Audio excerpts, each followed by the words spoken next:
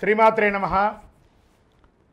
చాలామందికి ఒక అపోహ ఉంటుందండి, శని దృష్టి పడితే యోగమా, కష్టమా, లాభమా?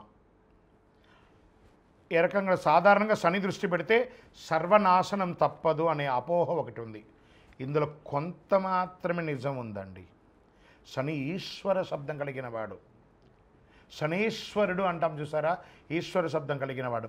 అందుకే ఈశాన్యంలో నవగ్రహాలను పెడతారు. ఎలా వేదంలో కూడా ఏం చెప్పబడింది, ఈశాన సర్వ విజ్ఞానాం ఈశ్వర సర్వభూతానాం బ్రహ్మాధిపతి బ్రహ్మణోధిపతి బ్రహ్మ శివోమే అస్తు సదా శివోం. అలాగే నవగ్రహాలు కూడా ప్రతి దేవాలయంలో ఈశాన్యంలో ఉంటుంది. కొన్ని మినహాయింపులు కూడా ఉన్నాయి. ఎలా అంటే తులా, ధనుసు, మీన రాసుల నుంచి శని ఏ రాసులను చూసినా ఆ రాసులు ఉత్తమ ఫలితాలను పొందుతారని జ్యోతిష్ శాస్త్రం చెప్తుంది. శని తానున్న రాశి నుంచి 3, 7, 10 రాశులను వీక్షిస్తాడు. ప్రస్తుతం మీనరాశిలో ఉన్నందువల్ల శనీశ్వరుడు వృషభ, కన్య, ధనురాశులను వీక్షించడం జరుగుతుంది. ఈ వీక్షణ వల్ల ఈ రాశుల వారికి యాక్టివిటీ పెరుగుతుంది.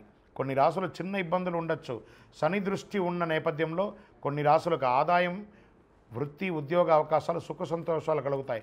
ఆదాయ ఉద్యోగాలు పడతాయి.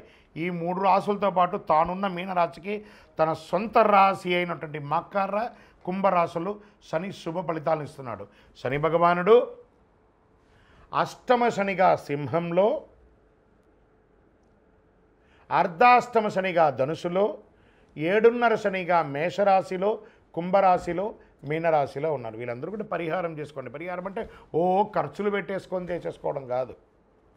చక్కగా దైవారాధన చేసి నవగ్రహాలకి ప్రదక్షిణ చేసి బెల్లం ఉంటుంది చూసారా, బెల్లాన్ని కాకికి పెట్టండి. గోడ మీద కాకధ్వజాయ విద్మహే ఖడ్గహస్తాయ ధీమహి తన్నః మంద ప్రచోదయాత్. ఈ శని ఇబ్బందులు ఉన్న వాళ్ళందరూ కూడాను చెప్పవలసిన మంత్రం ఏమని చెప్పుకోవచ్చు, నీలాంజన సమాభాసం రవిపుత్రం యమాగ్రజం ఛాయామార్తాండ సంభూతం తన్నమామి శనైశ్వరం. ఇలాంటి మంత్రాలు చెప్పుకొని పరిహారం చేసుకోవచ్చు. మరి శనికి సంబంధించినటువంటి చెట్టు ఏమంటే జమ్మి చెట్టు. ఈ జమ్మి చెట్టు ఎక్కడ ఉంటే ఆ జమ్మి చెట్టుకు పోయి ప్రదక్షిణ చేయండి.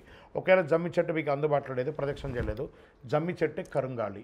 90 సంవత్సరాలుగా ఉన్న జమ్మి 140 సంవత్సరాలు కానీ కరుంగాళి అవుతుంది. ఈ కరుంగాళి మాలను ధరించండి, జపం చేయండి. ఈ మంత్రాన్ని జపం చేసుకుంటూ మాల వేసుకోండి. అద్భుతమైనటువంటి ఫలితాలు పొందుతారు. శని దోష నివారణ జరుగుతుంది. ఆరోగ్యం బాగుంటుంది, ఐశ్వర్యంగా ఉంటారు, సంతోషంగా ఉంటారు. శని భగవానుడు మాకు వచ్చారు, మాకు షాడశ జరుగుతుంది, అష్టమ శని జరుగుతుంది, అర్ధాష్టమ జరుగుతుంది అని, కంఠ శని జరుగుతుంది, జన్మ శని జరుగుతుందని అపోహ ఉంటే దాన్ని తీసి పడేసండి.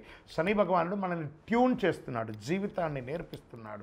నేర్చుకోండి. ఆ ఒక్క గ్రహం కొంచెం తగ్గినప్పుడు మిగతా గ్రహాలంతా అనుకూలంగా ఉంది కదా, అనుకూలమైనటువంటి గ్రహాలకి కృతజ్ఞత చెప్పండి. చిన్న ఉదాహరణ చెప్తాను. మన చేతిలో ఒక చిన్న గాయం తగిలింది అనుకుందాం.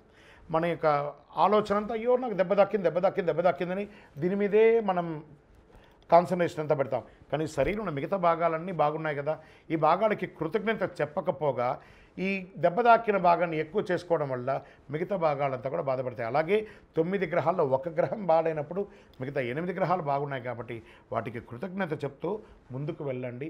ప్రతిదాన్ని కూడా ఆనందంగా స్వీకరించండి. విజయోస్తు. శని చూసినా కూడా కోటి లాభమే అండి. విజయోస్తు.